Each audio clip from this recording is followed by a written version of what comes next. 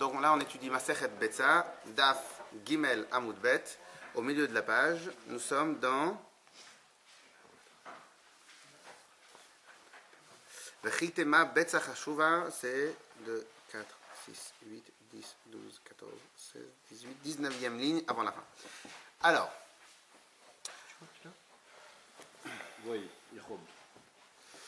ici, nous sommes dans une machloket depuis le début de la Masechet pour savoir quel est le statut de la halakha qu'on nous parle, Betza Shenol Davi Yom Tov, un œuf qui est né pendant Yom Tov. En vérité, la question elle est, pour quelle raison Rabbet Hillel interdit cet œuf de déplacer, d'utiliser, de manger, etc., etc. Donc jusqu'à maintenant, nous avons eu Rav Nachman bar Yitzhak, que lui tient que la raison essentielle, c'est parce que c'est Muktzeh, les Mehadrim, la Mehadrin. C'est quoi un Muktzeh, les Mehadrin? C'est étant donné qu'elle vient de naître l'œuf, donc depuis la veille de Shabbat, jamais je me suis imaginé dans la tête que cet œuf, je vais pouvoir l'utiliser puisqu'il n'existait pas. Donc c'est le top du Muktzeh. Très bien. Après, nous avons eu, ça c'était Rav Nachman bar Yitzhak. Ensuite, il y a eu Rabba qui a fait une chidouche, il a dit, mais jamais de la vie. En fin de compte, on ne parle pas bichlal de Muktzeh. Ici, on parle d'un autre din, c'est un din de la Torah. C'est quoi un din de la Torah? Un din qui est lié avec le principe de Achana. Une des grandes règles de la Torah, c'est qu'en Yom Tov machin lechavero, en Yom Tov mechin le Shabbat, en Shabbat mechin le Yom Tov. On n'a pas le droit de préparer pendant Shabbat, étant donné que Shabbat, il a une chashivut, il a une densité, un statut à part. Donc je ne peux pas me permettre d'utiliser Shabbat pour quelque chose d'autre. Donc de préparer Shabbat quelque chose, X chose. Comme on avait vu la halakha, qu'il est interdit par exemple de préparer, même le Sefer Torah, de le tourner pendant Shabbat pour la lecture du lendemain. Même ça, c'est interdit. Pourquoi? Parce que ça veut dire que tu es en train d'utiliser, d'exploiter la voiture du président, la voiture du roi, pour aller faire tes courses. Mais qui tu es toi? La voiture du roi, elle est utilisée que pour le roi. Étant donné que Shabbat, c'est un moment très important, donc la Torah ne veut pas que tu profites de cet instant-là qui est très important pour l'utiliser pour autre chose. Donc, en Shabbat, mechin Yom Tov, et en Yom Tov, mechin Shabbat. Malgré que Yom Tov, on a droit de cuisiner, j'ai pas droit de cuisiner mina Torah pendant Yom Tov pour Shabbat. Donc, qu'est-ce qu'il nous dit Rabba? Il nous a dit depuis le début qu'au final, le décor de Betza Shenol Davi Yom Tov, un œuf qui est né pendant Yom Tov, le décor n'est pas lié avec le principe de Muktzeh ou pas Muktzeh. Le principe, on parle ici d'un Shabbat qui vient juste après Yom Tov, ou bien Yom Tov qui vient juste après Shabbat. Pourquoi il serait interdit de manger l'œuf, de le déplacer, de l'utiliser? Parce qu'au final, Rabba, il considère que lorsqu'un œuf est pondu lundi, il a été préparé le dimanche. Lorsqu'il est pondu le mardi, il a été préparé le lundi, et ainsi de suite. Donc si maintenant il est né, et si maintenant il y a eu Shabbat et Yom Tov, lorsqu'il est né dimanche Yom Tov, c'est parce que c'est Shabbat qui a préparé. Et donc je ne peux pas me permettre à Shabbat de préparer pour Yom Tov. Si maintenant il y avait un Yom Tov et après un Shabbat, et l'œuf il a été pondu le Shabbat, je considère qu'il a été préparé le Yom Tov, et donc je ne peux pas me permettre d'utiliser un œuf pendant Shabbat qui a été préparé pendant un autre Yom Tov, pendant un autre jour important. Ça, c'est la raison d'être de Rabba. Ensuite, nous avons une machloket entre Rav Yosef et Rav Yitzhak. Rav Yosef, lui, il tient à cause que les Chachamim ont institué que si tu vas utiliser un œuf qui est né pendant Yom Tov, en vérité, l'œuf qui est né pendant Yom Tov, il peut être comparable à si maintenant j'ai un arbre, et dans cet arbre-là, il y avait des fruits qui sont tombés pendant Yom Tov ou pendant Shabbat, on considère que ces fruits-là, on n'a pas le droit de les manger. À cause de quoi? À cause que Muktzeh, parce qu'ils sont nolad, parce que plusieurs choses. Et donc, nous, ça c'est... Comment? Rav Yosef.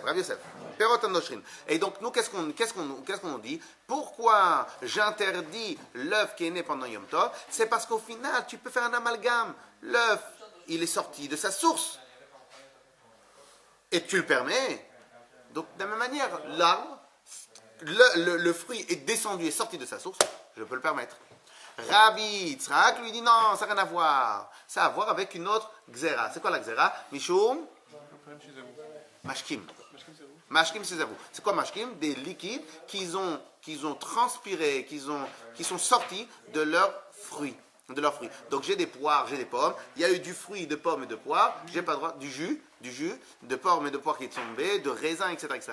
J'ai pas le droit de le boire. Pourquoi j'ai pas le droit de le boire? Parce que si tu vas permettre de le boire, hein, on va arriver à être sochet, on va arriver à presser. À presser. Et donc presser du raisin Shabbat, c'est un issur d'oraïta mamash. Alors maintenant, Rabbi Yitzhak il dit quoi? De la même manière, j'ai interdit le bet sachenot de Yom Tov, parce qu'au final, c'est quoi un œuf qui sort de la poule Yom Tov? Et bien à peu près c'est la même chose que pressé. C'est-à-dire c'est quelque chose, c'est l'œuf, la poule qui a été pressée de son intérieur, de ce qu'elle avait à l'intérieur. C'est le clair. Alors maintenant, évidemment, dans la machloket, nous, chacun il va chercher à prouver selon ses dires. Jusqu'à maintenant, nous avons étudié une braïta qui se trouve dans le Masechet Shabbat, aussi dans le Masechet Yom Tov, qui nous dit que si maintenant un œuf il est tombé Yom Tov, il est né Yom Tov, ou un œuf qui est né Shabbat. Qu'est-ce qu'il y a marqué là-bas? Il y a marqué qu'il est mouxé, on n'a pas le droit d'utiliser. Et il y a marqué aussi que son safek, il est... Son safek, il est assour.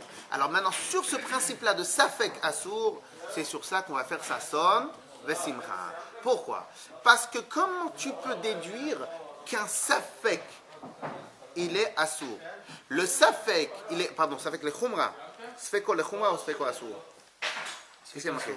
Sfek assour. Et donc, quand tu dis que son safek, il est assour, où est-ce que ça existe qu'un issour, le safek, le doute qu'on a sur un issour, le safek le rend interdit? Ça n'existe pas dans des rabanan, ça n'existe que dans des raïta. Sur les 4 avis dont nous avons parlé, Mouxé selon Rav Nachman bar Yitzhak, Rav Yosef et Rav Yitzhak à cause d'une xéra des Rabbanan. Et Rabba, quel est le seul qui a un avis qui est midoraïta? C'est Rabba. Donc qu'est-ce qu'on veut dire par là? On veut prouver par cette braïta que en vérité c'est Rabba qui a raison. Pourquoi? Puisque la braïta elle atteste que safek il est assour, ça peut être que parce que c'est un issur de raïta. Et sur Betsa Shenol Yom Tov, quel est le issur de raïta qui existe? Achana, la préparation. Clair? Très bien. On ne va pas s'étaler sur tout ce qu'on a étudié la semaine dernière. Par contre, aujourd'hui, on va continuer à étudier des règles que nous avons un peu étudiées la semaine dernière. Alors maintenant, pour se parer contre Rabba, qu'est-ce que la Gemara a expliqué la semaine dernière? Hein? Bravo. Et c'est quoi le principe de Dvar Sheish Matirin? En fonction du temps, il y avait quelque chose qui peut être interdit et par rapport à un temps donné, et ben, il n'est plus, etc. Oui, mais très bien. Et va au fond du raisonnement. Et alors, pourquoi tu dis tout ça? Parce qu'il n'y a que quelques heures à attendre pour... Pourquoi c'est bon, tout ce que tu as dit c'est bon. Okay. Mais va au fond de ton raisonnement. Pourquoi on nous a ramené ce principe-là de Dvar Sheish Matirin, rappelle-toi? Pour expliquer 2 mots. Pour expliquer Sfek Asura. Comment tu peux allier un Issour d'Erabanan et en même temps que sur un Safek tu es Aser, tu es Mahmir? Où ça existe? Ça existe quand Davar Sheish Matirin. Alors j'explique, c'est quoi Davar Sheish Matirin? Je rappelle le principe suivant. C'est lorsque maintenant tu as un Issour d'Erabanan, une interdiction d'Erabanan. L'interdiction d'Erabanan, elle est facilement négociable. Si tu es safek, sfeka de Rabbanan, lekula. Okay? Quand on a un safek sur un issur de Rabbanan, les Chachamim ils ont dit allez, c'est pas grave. Moi, je suis là pour protéger la Torah. Je vais pas t'embêter outre mesure. S'il y a un safek, c'est moutar. Ok? Et il y a dans certains cas, les Chachamim ont dit que même sur un safek dans nos Issurim à nous, on vous interdit. C'est quoi? Davar Sheish Matirin. Parmi les xérotes, c'est Davar Sheish Matirin. Davar Sheish Matirin, on a dit, c'est quelque chose que quoi qu'il arrive, le temps va le permettre. Un exemple, l'exemple qu'on a dit ici, l'œuf, il est interdit parce que c'était Yom Tov. Le soir de Yom Tov, dans 5 heures, Yom Tov il sort. Il va être permis ou il va être interdit? Il va être permis, ben mail de manière automatique. Donc puisqu'il va être permis de manière automatique, les Chachamim ils ont dit, messieurs, c'est interdit. Pendant ces 5 heures-là, vient Mashiach, il ne peut pas vous le permettre. Attends 5 heures. Pourquoi je vais te trouver des manières, comment outrepasser la loi des rabbinim pour 5 heures? Attends-toi 5 heures. Pourquoi tu veux que moi je m'écrase? Toi, écrase-toi 5 heures. Clair? Très bien. Alors maintenant, on a dit Alors maintenant, on va rentrer, on a commencé à en parler la semaine dernière. En dehors du principe de Var Shedar Sheshmatim, nous avons aussi un autre inyan. C'est quoi? Davar. Non, pas Davar. Bon, Davar Shebeminian. Mais c'est quoi l'inyan de Davar Shebeminian? On avait dit que quelque chose qui est chashuv. Quelque chose qui est important. Imaginez maintenant que je vous parle d'une voiture. Est-ce qu'aujourd'hui, une voiture, c'est importante? À l'époque du Far West, avoir un cheval, ou à l'époque des guerres avec les guerres, il n'y avait que les chevaliers qui avaient des chevaux. Est-ce qu'avoir à l'époque un cheval, est-ce que c'était plus important qu'aujourd'hui une voiture? À l'époque, un cheval, ça avait une plus grande chashivut qu'une voiture. Je vous repose la question, est-ce qu'aujourd'hui une voiture c'est chashuv? En d'autres termes, il faut réussir à trouver des définitions imparables pour définir qu'est-ce qui est chashuv, qu'est-ce qui n'est pas chashuv. Qu'est-ce qui est important, qu'est-ce qui n'est pas important. On est d'accord? Si maintenant je te dis, je t'amène une entrecôte c'est chashuv. C'est important, c'est pas important?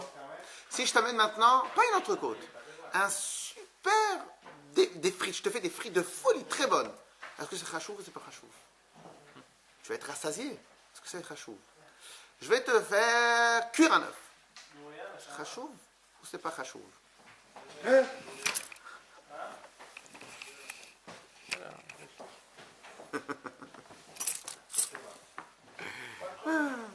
C'est chashuv ou c'est pas chashuv? C'est pas chashuv. Justement, le problème c'est qu'il faut... Comment tu définis qu'est-ce qui est chashuv et qu'est-ce qui n'est pas chashuv? Pour cela, la Torah nous a dit les chachamim ont décrété plusieurs principes. Un des principes, qui n'est pas dit tout de suite avec nous, mais je vous le dis quand même pour avoir une idée générale, ce qu'on avait étudié la semaine dernière, quelque chose qui est prêt à être posé sur la table d'un roi. Si c'est un morceau de viande par exemple, un morceau de viande, c'est pas de la viande hachée, ou un petit morceau, c'est un morceau de viande que tu n'as pas honte d'inviter un roi avec. Un exemple, d'après ce que j'ai entendu, une belle entrecôte, c'est minimum 230 grammes. Moins de 130 grammes, tu te moques du client. Donc, on ne va pas parler de roi, parce qu'aujourd'hui, il n'y a plus ce principe-là, mais quelque chose que c'est roi. Hein, on est tous des rois. Hein, les clients est roi. Donc, au final, ça veut dire quoi? Ça veut dire que pour le monde aujourd'hui, à partir de 230 grammes, c'est chashuv. Un exemple, imaginons maintenant, j'ai quelque chose de chashuv, donc une entrecôte de 230 grammes pas cachère, qui est tombée dans une marmite, même jusqu'à 1000 fois son volume, elle interdit la marmite. Pourquoi? Comme c'est chashuv, tu ne peux pas annuler comme ça quelque chose de chashuv. C'est comme si maintenant tu vas me dire un diamant de, je sais pas, 24 carats ou un diamant très beau. Même si il y en a plusieurs milliers ou plusieurs millions dans le monde. Mais pourquoi? Parce qu'il y a plusieurs millions, donc c'est terminé, c'est rien. Donc la quantité n'est pas de mesure, de taille ici, puisqu'ici on parle de la qualité intrinsèque de la chose. Donc tu ne peux pas rentrer. Une des autres règles que nous avons, c'est comme on avait parlé longuement avec la sikha du Rabbi Minyanim, le inyan, ce qu'on appelle davar shebe minyan. Quelque chose qui est vendu à l'unité.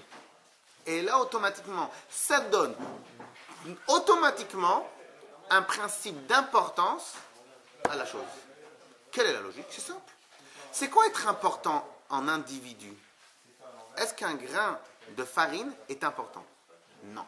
Même pas dans les rêves. Pourquoi il n'est pas important? Pourtant, c'est une multitude de grains de farine qui font en sorte que tu aies du pain pour Shabbat. Donc pourquoi un grain de farine n'est pas important? Parce que le grain de farine tout seul, il est tellement pas important que tu ne le vends pas à l'unité. Tu le vends en volume. C'est-à-dire, son importance, il ne l'acquiert qu'une fois qu'il a 1 millier de copains à droite, 1 millier de copains à gauche. 1 millier devant, 1 millier derrière. Avant d'avoir ces 4000 autour de lui, et il n'a aucune valeur. C'est-à-dire, lui tout seul, il n'est même pas vendable, il est même pas. On n'a pas dans la fiche. Quand on fait du pain, on jette de la farine. Il n'a pas d'importance. Ce n'est que le volume qui lui donne l'importance. Donc, quelque chose qui n'acquiert son volume qu'à travers l'importance, quelque chose qui n'acquiert son importance qu'à travers le volume, vient un autre volume, peut l'annuler. C'est ça la svara. Vient un autre volume et il peut l'annuler. Puisqu'à la base, mon importance, elle n'existe que par le volume. Donc si j'ai un volume au-dessus là, qu'est-ce que je fais? Tu l'annules. On parle d'égal à égal. Très bien. Et imaginons maintenant que je te trouve un autre inyan. Je te trouve une chose que son importance, il ne l'acquiert pas à travers son volume, mais il l'acquiert à travers que lui. Lui tout seul, voilà, j'ai un statut, moi tout seul, j'existe. Quelle est la preuve, hein? Non, alors ce khazir c'est encore un autre ignan. Parce que le khazir il a dépassé 230 grammes, mais c'est encore un autre ignan. Mais quel est son statut à lui? Pour un œuf, ou comment il va faire pour acquérir son statut? C'est simple. Si quand tu le vends, tu dis 1, 2, 3, 4. Et je t'achète pour 4, 20 centimes l'œuf, je t'achète pour 80 centimes. Tu prouves quoi? Tu prouves que chacun il a une valeur intrinsèque à lui-même. Sinon, tu me donnes-moi 1 kilo. Oui ou non? Très bien. Encore mieux que ça, ça peut m'arriver d'acheter que un œuf. J'ai besoin d'un œuf. J'achète un œuf. Ça existe d'acheter un grain de farine? Ça n'existe pas. Du fait que lui tout seul, tu l'as appelé, tu l'as nommé, tu l'as considéré, tu es capable de sortir ton porte-monnaie pour acheter un, c'est-à-dire qu'il a une valeur intrinsèque qui n'est pas dépendante de volume. Si, par exemple, on dit une pomme, supposons qu'elle soit taref. Si par exemple on dit que là, il y a je ne sais pas si on parle de taref lorsque les fruits n'ont pas été... Or là. 3 ans. Est-ce que là-dessus, est-ce qu'il y a Badel Beshim ou pas? Alors le problème d'Orla, c'est que c'est un problème, c'est un autre problème, comme on va le voir tout à l'heure. Mais la pomme, tu l'achètes au volume. Tu peux l'acheter à l'unité. Tu peux. Mais quand toi tu vas aller au magasin, tu achètes à l'unité ou à la kilo? Tu achètes à la livre. Kilo. C'est poids. Ta femme, elle te dit achète-moi 3 C'est pommes. pas comme le raisin. Ta femme, elle te dit achète-moi 3 pommes. Mais le raisin, lui aussi, il est acheté. Je suis un raisin. Même tu veux acheter une petite quantité, c'est Une grappe. une grappe. Oui, mais quand tu passes chez la marchande, chez la marchande à l'ancienne, quand tu passes chez le magasin, il te compte les raisins ou il te compte le kilo. Donc le raisin tout seul, et même il te compte même pas la grappe. Il te dit même pas, voilà, cette grappe-là, elle coûte 1 kilo, il te compte du poids. Donc s'il te compte du poids, ça prouve par excellence que l'unité ne vaut rien. Donc si maintenant on parle sur un principe de volume, bien un volume plus grand,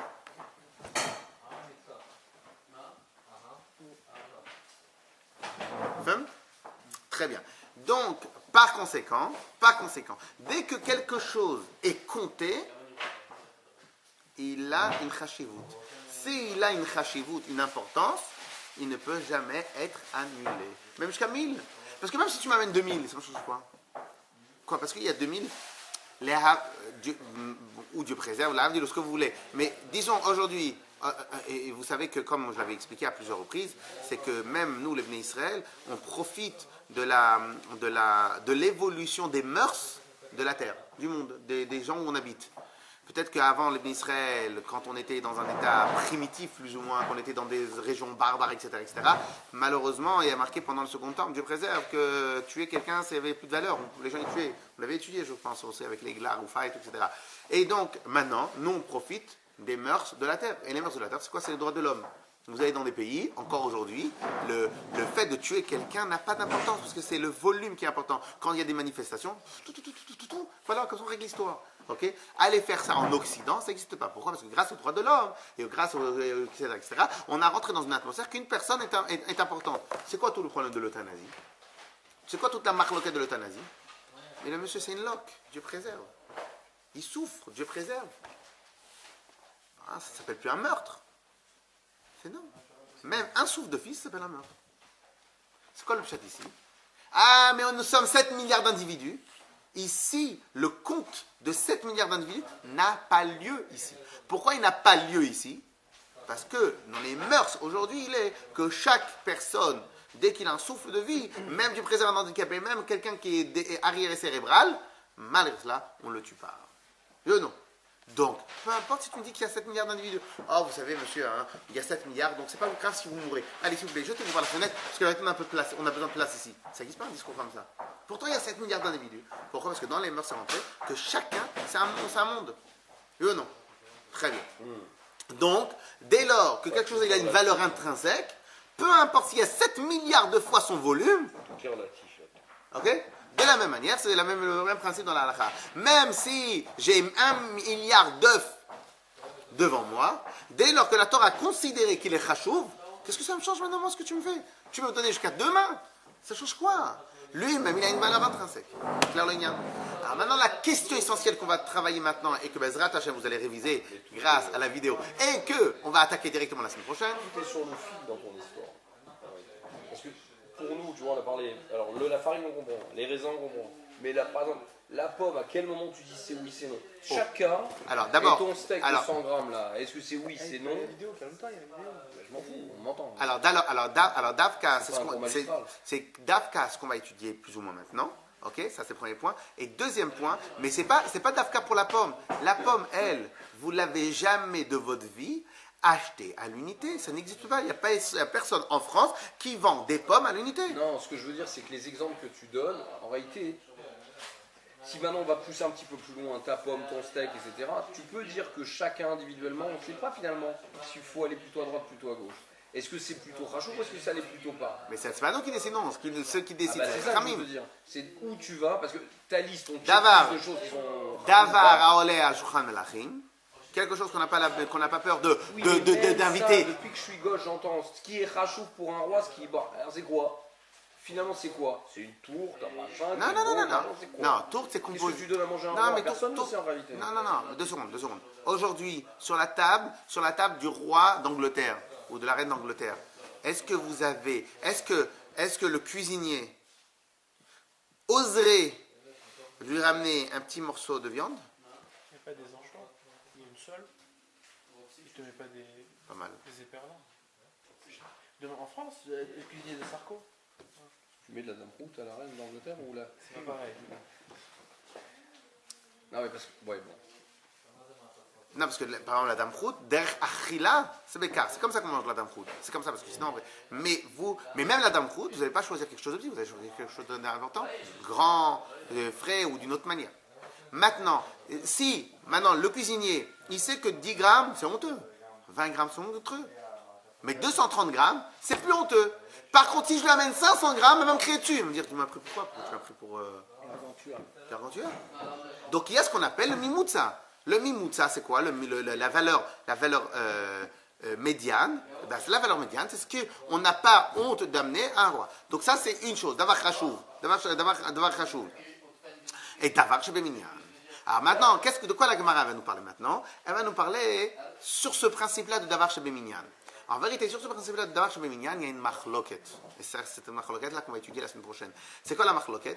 Est-ce que ce qui donne la chashivut, c'est lorsque je n'ai qu'une manière de compter,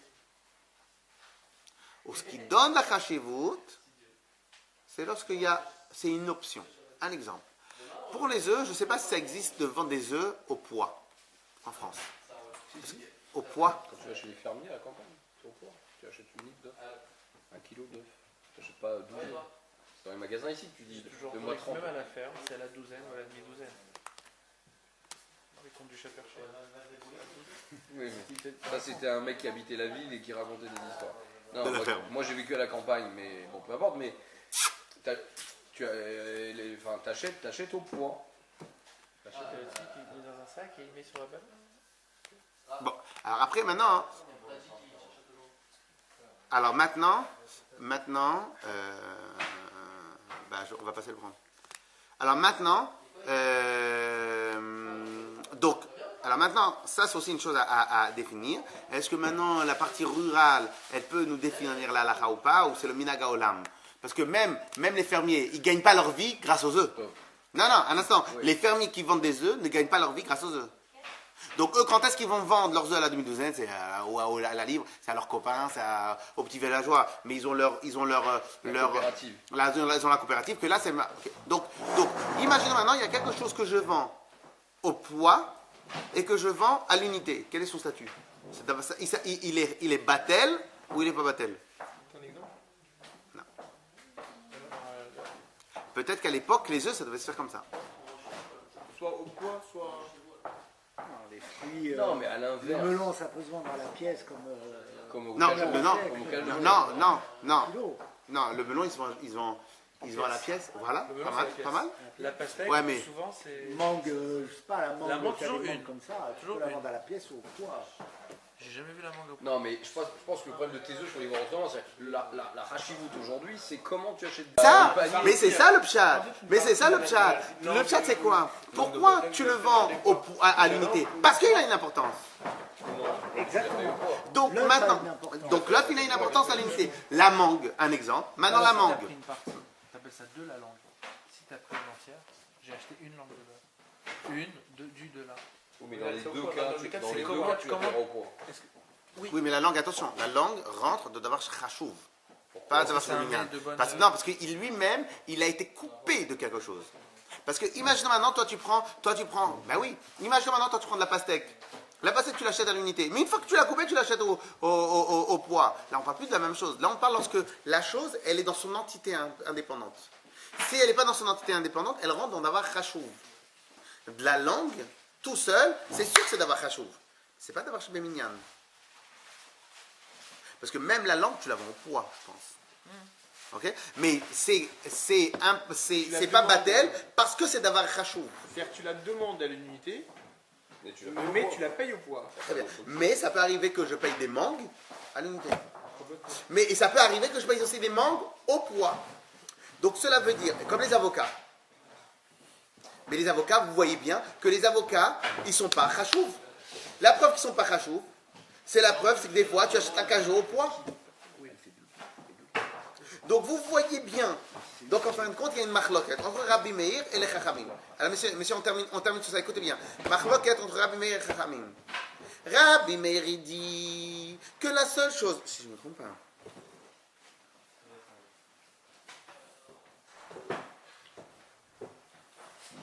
je me rappelle plus exactement. Menu.